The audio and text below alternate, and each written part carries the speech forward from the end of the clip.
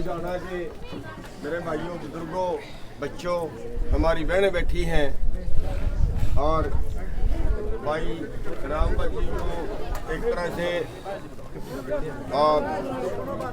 इतना त्याग करके जो बैठ गए, इतनी तपस्या कर रहे हैं। सबसे पहले तो आपके गांव के भारी हैं, आपके धन्यवादी हैं, आपके गांव के, आपकी पूरी खाप के,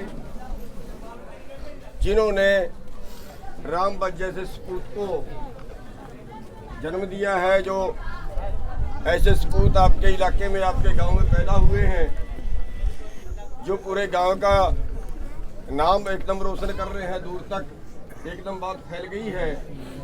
और ये एक तरह से हम प्रधानमंत्री के आगे तपस्या कर रहे हैं, लेकिन ये हमारे से ऊपर पहुंच गए हैं, ये परमात्मा के आगे तपस्या कर रहे हैं। भाई परमात्मा के बाद राजा होता है, अगर राजा ना सुने तो फिर उस मालिक के आगे अरदास की जाती है, उस मालिक के आगे तपस्या की जाती है। और उसमें हम ये कहना चाहेंगे कि भाई राम बच्च जी जो है, ये हमारे से आगे निकल गए हैं। हम राजा के आगे अरदास कर रहे हैं, लेकिन ये हमारे से आगे निकल के परमात्मा के आगे अरदास कर रहे हैं।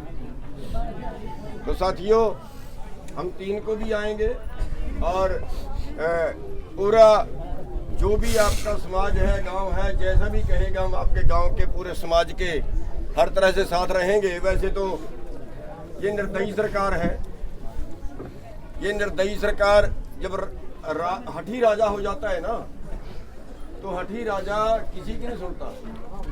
वो राज भी तबाह करता है, वो परिवार भी तबाह करता है। ये हठी राजा है। इस हठी राजा के सामने बैठे 450 से 500 के बीच किसान शहीदियां दे चुके हैं वहां, और 10 से ज्यादा तो वहां पे आत्महत्या कर गए। और एक बड़ा पहुंचा हुआ संत, आपको पता है कि नहीं है, एक बड़ा पहुंचा हुआ संत था बाबा राम सिंह, बड़ा पहुंचा हुआ संत था। रात को शाम को मेरे पास गया, बैठा रहा, चिंता जताई, क्या होगा इन किसानों का, अब कैसे होगा, अब क्या बनेगा आगे।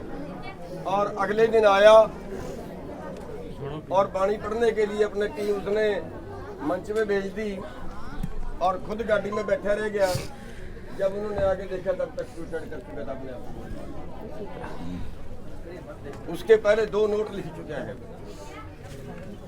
तो ये निर्दयी सरकार उनकी कुर्बानियों से नहीं मानी, तो इस सरकार कैसे, तो जो कहने से ना माने, जो हाथ जोड़ने से ना माने, उससे तो लड़ना पड़ता है। तो वो मेरे ख्याल से तो ये है कि वो लड़ने का टाइम अब आ गया है। और निर्दयी सरकार है, निर्दयी सरकार रोने धोने से नहीं मानती कभी भी। आप चाहे दुर्योधन का उदाहरण ले लें, दुर्योधन की किसामदे की थी पांडवों ने कि लड़ाई टल जाए। चाहे आप रावण का उदाहरण ले लें, आखिरकार परिवार भी तबाह हुआ, आखिरकार राज्य भी तबाह हुआ। तो ये तो वही मोदी सरकार, उन्हीं की तरह हट करनी है। लेकिन जो आप लोग, जो भाई राम बच्च जी जो तपस्या कर रहे हैं, और आपका गांव, आपका ग्वांड, आपकी पूरी खाप सहयोग में खड़ी है, पूरे आंदोलन में साथ दे रहे हैं, उसके लिए बहुत बहुत धन्यवाद है सभी का। और 3 तारीख को हम फिर यहाँ पे आए।